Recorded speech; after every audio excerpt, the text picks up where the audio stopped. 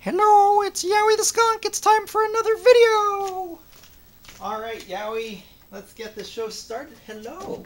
It is Jawa James here. We got another bag of Star Wars goodies to open up. I'm here with my co-host, Yowie the Skunk. Hello, everybody. And, of course, our beautiful co-host, Baby Jawa. How are you doing today, Baby Jawa? Yeah, you're all full of milk. Oh, you gonna have some more? All right. Well, let's see what's in the bag. Okay, let's go. Ooh, what's this food? All right, we got some food. It's some more Star Wars fruit snacks. We'll set that down. We'll have that later if we get hungry. Ooh, a shirt. All right, well, look at this, what we got here. A BB-8 shirt, long sleeve. Oh, a book. And we have a book. It is a Star Wars Moving Target, a Princess Leia adventure. It is by Jason Fry and Cecil Castellucci. Cecil Castellucci is new to the Star Wars universe. Jason Fry, you might know him from several other books he's written. We'll check that out in a second. What else we got? Nothing else. All right, well, why don't we get started here? Let's talk about, what do you want to talk about first, baby girl? Yeah, anything? Da? Yeah, you're gonna, oh, all right. How about, let's talk about the BB-8 shirt. It's pretty cool. It says BB-8. One thing that I'd like to point out that, some people pointed out on the internet, and I just want to set the record straight as I heard it straight from the horse's mouth. Oh, you got Yowie? Okay, you can hold Yowie for a second. If you look in the upper left corner, it's got kind of a round image here, and it says Escape Mod. And so a lot of people have been thinking, does this mean that BB-8's head will collapse into the ball so that BB-8 can just roll really, really fast to try and get away?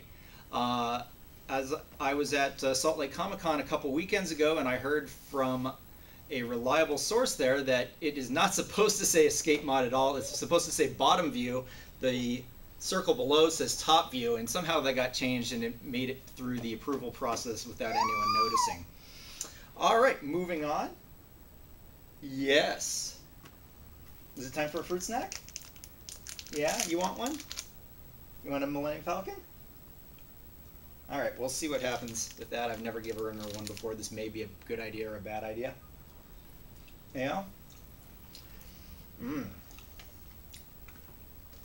We have one of the young adult books leading into The Force Awakens as part of the Journey to The Force Awakens book program. It is Moving Target, a Princess Leia adventure. It's by Cecil Castellucci and Jason Fry. I picked it up on Force Friday. I've read it. I really enjoyed it. It's a great story. Basically, Leia comes up with a mission on her own to help distract the Empire from the Rebel Alliance's main mission, which is to start getting together everything they need for the Battle of Endor. That, you know, when you hear about the Rebel fleets massing at Sullust, this is what they start doing. Leia decides that she needs to be a credible decoy mission for the Empire, so she puts together a team and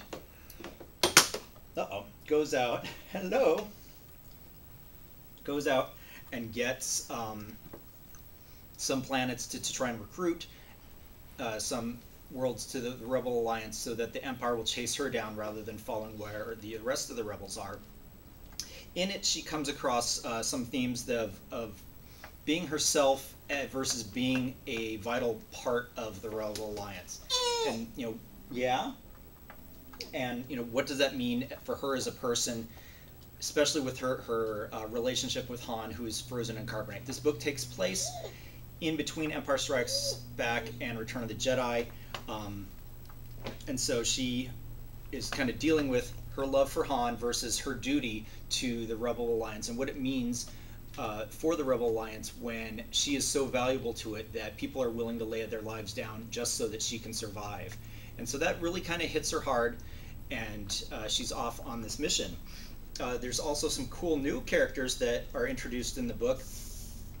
We have from left to right here, this is Keaty. She's a comm officer specializing in putting the message in the beacons. Here we have a Dracelian commando named Lok Marcha. He's sort of the gruff commando type. And then over here we have Antrot. He's their tech expert their tech expert, and he comes along as well. Obviously, on the front, you saw Princess Leia. You also see Nien Nunb and his ship, the Melcrawler. This basically makes up the team that Leia has put together. So, how does it fit into The Force Awakens? Well, the framing devices for this book, the bookends, if you will, take place in the time frame of The Force Awakens. You have Princess Leia being asked to recall some of her war memoirs to a droid PZ-4CO. Yeah. You like droids? Yeah. So PZ is recording the exploits of this mission. We also meet a Major Amat who is in that time frame, and then when we flash back to the classic trilogy period, you see that he's just a lieutenant. So maybe he's in the Force Awakens. I'm pretty sure PZ will appear because I think there's an action figure of PZ. There's also an Imperial captain of a Star Destroyer. Her name is Captain Keone, and she is the one tracking down Leia's group as they move from planet to planet, trying to recruit a group of rebels together and meet at a rendezvous point. Leia has to deal with a difficult situation that she basically knows that her whole mission is a decoy. Her people don't know that, and she might be leading them to certain doom, as well as anyone she happens to recruit. And as she goes, she learns that the Empire is coming down after them and hitting hard the people that she just met each time she visits a planet. And so she realizes the stakes are very high in this mission, but at what point do the people that she's affecting need to know what they're actually doing, and that this mission is all a decoy, and so these people are being endangered for what? I really enjoyed it. I thought the characterization of Leia was great. There's a lot of action as they fly around from planet to planet, just eluding Imperial authorities. There were a couple spots that I thought were kind of odd. I thought it was odd that the Nien Nunb makes a reference when they are visiting sort of a vacation planet. Yeah, I know, I'm getting to it. You want your bottle back? I thought it was a little odd that Nien Nunb kind of makes a reference to, hey Leia, why don't you wear a gold bikini? Because it's kind of a callback to Return of the Jedi, of course, but it's really a call forward. I don't know. I mean, it felt like something for the fans, but at the same time, it didn't really flow with the rest of the story at that point. But overall, I really enjoyed it. I thought that there was a lot of good getting into Princess Leia's head, especially when they do get captured by the Empire, and she has to come up with several plans to fight their way out. And she shows here why she is more than just a figurehead of the rebellion. She is a leader. She knows what she's doing. She's capable both as a politician and as a military squad leader to come up with a plan to get out and know that the costs of doing this mission. So I'd recommend it. Again, Star Wars Moving Target by Cecil Castellucci and Jason Fry. You can get it. It is from Disney Lucasfilm Press. There's also some great artwork in here by Phil Noto. There's 5 pieces of art. Let's see if I can find the one that I like most. It has the whole cast, I think. Let's do. All right, wow. Yes. We're turning pages. We're going backwards. We're probably going the wrong way. Yeah. Nope, here they are. All right. I'll probably take a still of that and let you guys see that.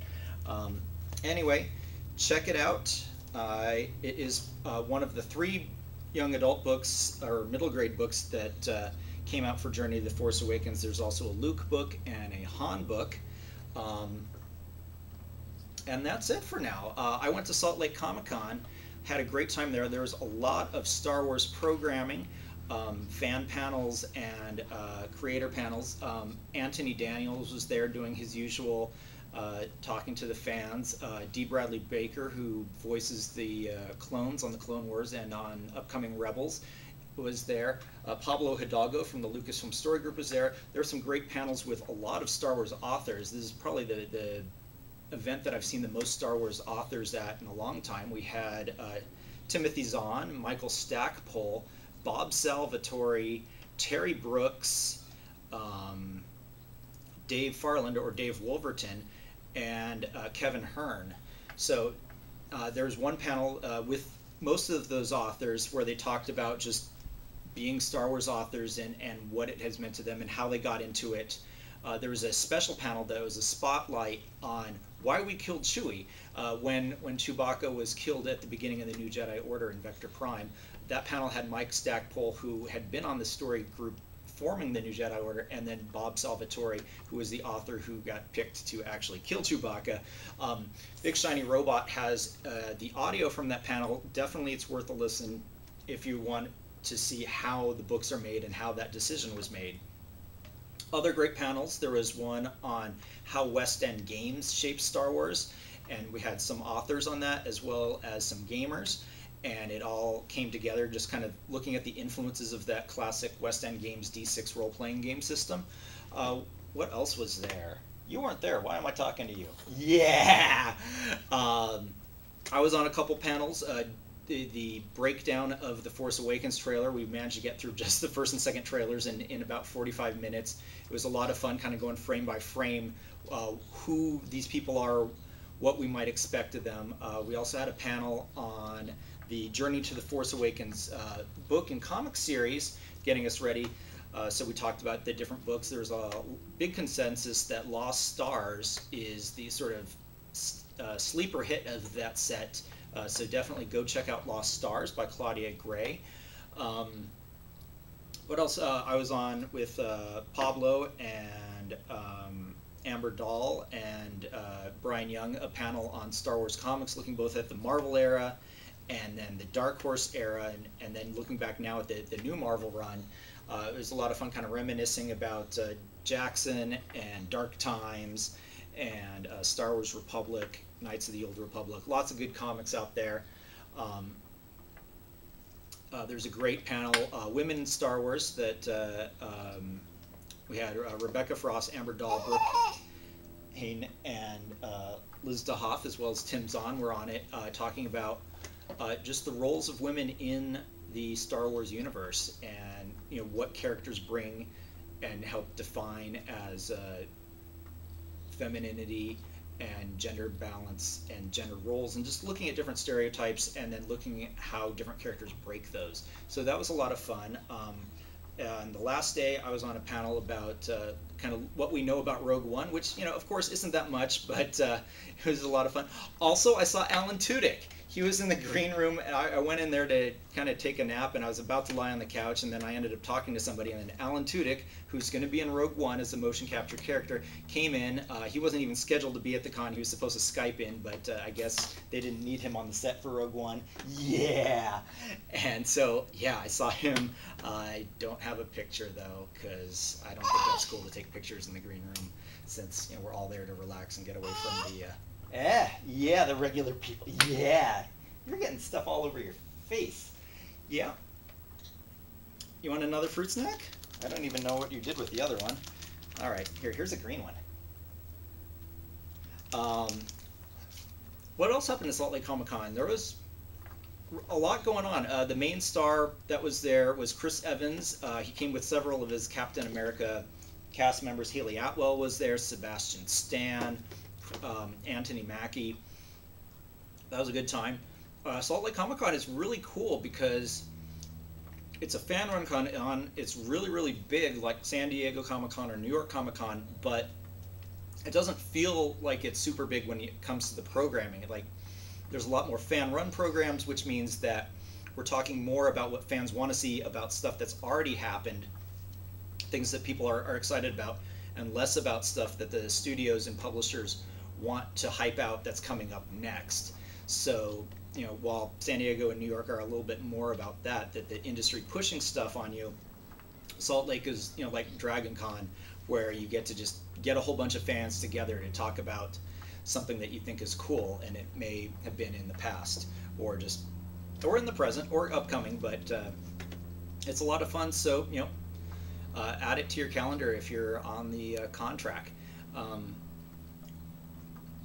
Yeah, are you done? Yowie, do you have anything more to say? I want more fruit snacks. I didn't get enough.